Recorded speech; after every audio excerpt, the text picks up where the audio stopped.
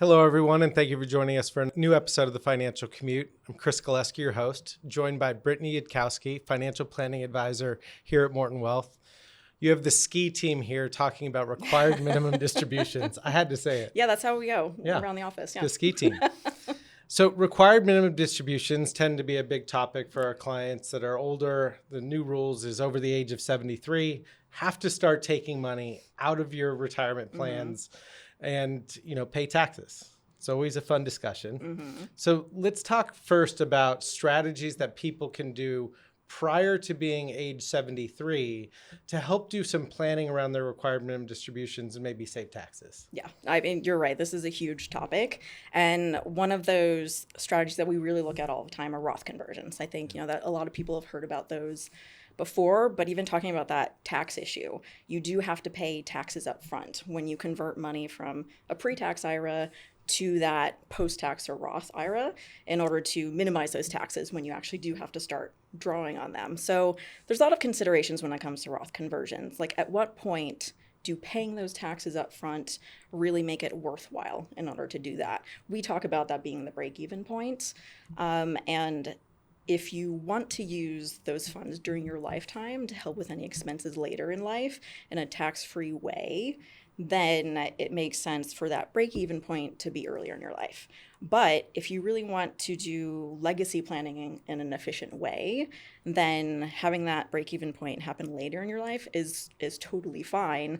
And I mean, this could be a whole nother episode, but for inherited IRA RMDs, you have to take them out within 10 years. So a Roth IRA, passing that on to the next generation might be a really nice strategy. Yeah, I love the fact that you said pay taxes up front, because whether you're doing Roth conversions or you're taking money out for a required minimum distribution, those are subject to tax. Yeah. There's no getting around the tax, but maybe if you're young enough or it's early enough and you have the money outside of the retirement account to pay the tax, exactly. It could be a beneficial strategy. I know that some people that are fortunate enough to not have to rely on their IRA or their retirement dollars for income for many, many years, the RMD just seems like an extra tax bill that they have to take. It's like, I don't technically need the money, but I have to take it out. Now I've got a little bit larger of a tax bill, and it can be a little bit frustrating. So planning far enough in advance is really important. Yeah, really, really important. We're planners. We like to do that here. Yeah. One other strategy that we like to deploy with people that are subject to required minimum distribution. So they're over the age of, 73 or technically 70 and a half, because that's the age where you can do a qualified charitable distribution. So when you take the money out of the IRA, you can donate some or a portion of it up to, I think, $105,000. I really hope that number's right. It's a little higher. It's a little higher? 108,000, because great thing is now this is indexed for inflation. Yeah. It goes up every single year. Oh, nice. So the qualified charitable distribution is 108,000 now, for 2025. For 2025. And if they take that money and give it directly to the charity, they're not realizing it as income. Yeah. I really love that strategy too, because it's not included in your taxable income like you just said. So for certain things where you're 70 and a half and maybe you're still working, so taking that qualified charitable distribution as essentially what we call above the line deduction, essentially not included in your taxable income. That means your gross income, which has an impact on your retirement plan contributions, your medical deductions, how the threshold that you have to meet, it has an impact on that as well. So I really do. Qualified charitable distributions are great if they make sense for you. Yeah. One of the other things that we talked about a little bit was donor advised fund contributions in years where you're having higher income years. Yeah. So if you're doing anything like Roth conversions, or you now have to start taking required minimum distributions and your income goes up, you can make a larger contribution or donation to a donor advised fund to help offset the tax impact, and then have a charitable account that you can give to charities later on down the road. Exactly. You don't have to do it right away. You can capture that tax benefit right away, but you don't actually have to decide which charities you want to send it to. So yes, great option if you do that Roth conversion And if you have to start taking RMDs, because also I think we get questions about this too, for the first year that you have to take your RMD, you can actually delay it until April 1st of the year that you turn 73. But caveat being, you have to take 2 in the same year. So from a tax impact, like, yes, you have to take more in 1 year, but if it makes sense for you to delay, let's say you stopped working, so your income will be much lower, take the 2 next year and maybe double up with some kind of donor advised fund contribution to really minimize the taxes and maximize the growth.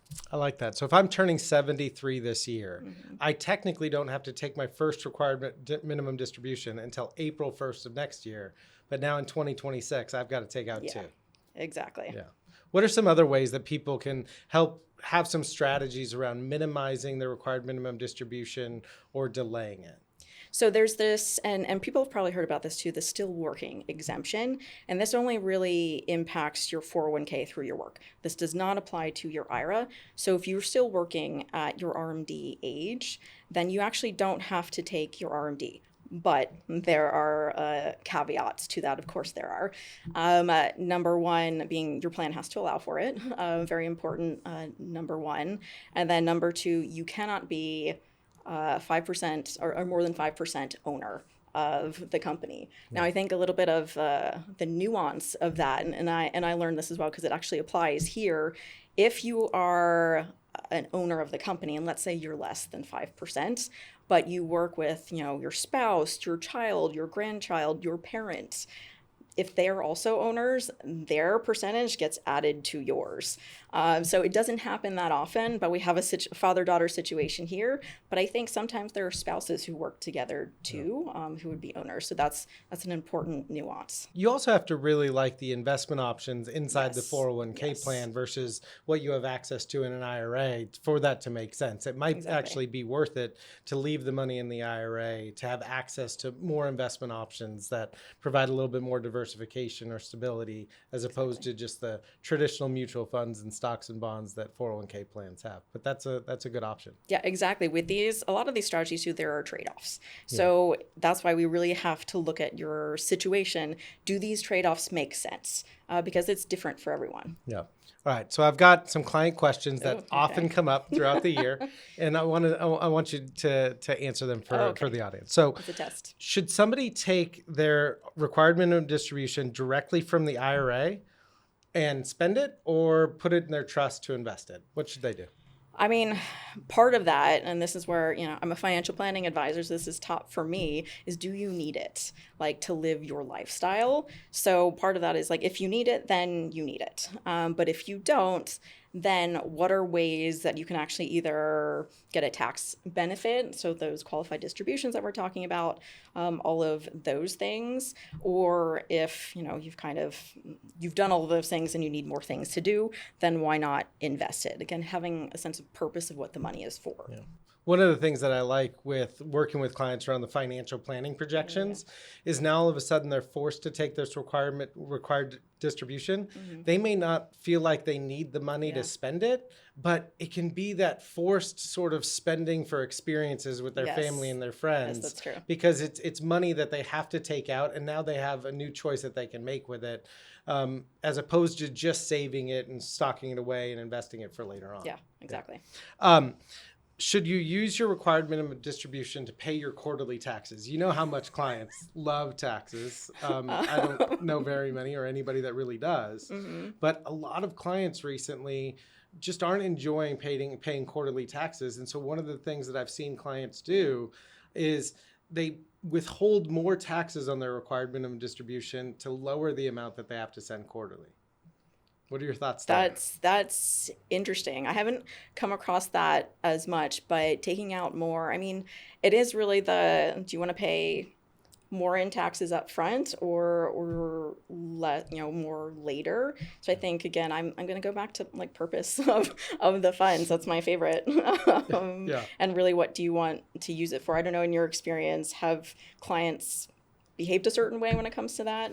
No, I think it just helps ease their mind. I mean, having to worry about making, April and September and June and January payments, and sometimes they want to enjoy their April, June, Yeah. September timeframe in their retirement years. They don't want to have to worry about 100%. writing a check for taxes. So if they can get away with just withholding more from that distribution to pay the taxes and not have to worry about it, it seems like not a bad strategy. That's definitely an important part of what we do. Like there's the numbers aspect and really the peace of mind. If it makes you feel better to do that, 100% do that. And you can handle that in terms of your cash flow, go for it. Yeah. The other question that we get a lot is, when should I take my required minimum distribution? Because I have to take it before December 31st. And some people, because it's in a tax deferred account, want to wait as long as possible to get the tax deferred growth. But, that comes with some complications as well. So when should people take it? I think I'm even just talking about that peace of mind in your last example. I'm a little bit of a fan of taking it throughout the year. It's the same concept almost when we do dollar cost averaging. So we get into the market a little bit at a time. So they want to wait till the end of the year to capture the growth. But what if the market goes down? Then you don't really capture the growth there. So I think even just from a peace of mind, make sure you do it so that you don't have to scramble at the end of the year, taking it throughout the year. I mean, I know we have clients who do that and they just don't have to worry about it. But I mean, we might have clients who are like, nope, I want to wait until the end. We do. I mean, we have a mix of both. And I think that everybody does it a little bit differently. Some people want to receive it monthly, some quarterly, some do want to wait till the end of the year. It's my preference to try to get it checked off the list by October 15th. I mean, the end of the year with other deadlines, it can be, a busy time of the year. And the last thing that we want to do is make a mistake or miss something and then somebody be subject to the penalty. So I would ask everybody to talk to their advisor and see what are the steps that we need to do to either take it quarterly or before the end of October. Just kind of get that peace of mind, enjoy the holidays, 100%. Not have to have that looming over our heads. Exactly. Yeah. One of the things that I've seen people do as well with regards to required minimum distributions, instead of selling an investment in the IRA, creating cash and then moving the cash to their trust account, they can move a specific position. Yeah. And when they do that, then the date of which they move that position, that becomes the cost basis for that investment. So you actually don't even have to deal with buying or selling. It's pretty good. Yeah, I think people don't realize that, which is why, we're here to help with that. Well, Brittany, I know that we covered a lot around required minimum distributions. This was not the episode to really tackle inherited IRAs. Oh, yeah. Which that's something that Amber and I did earlier in the year. So if people would like to go back to that episode, those rules have changed and you need to pay attention, especially as it relates to needing to have to take a distribution from those inherited IRAs now today.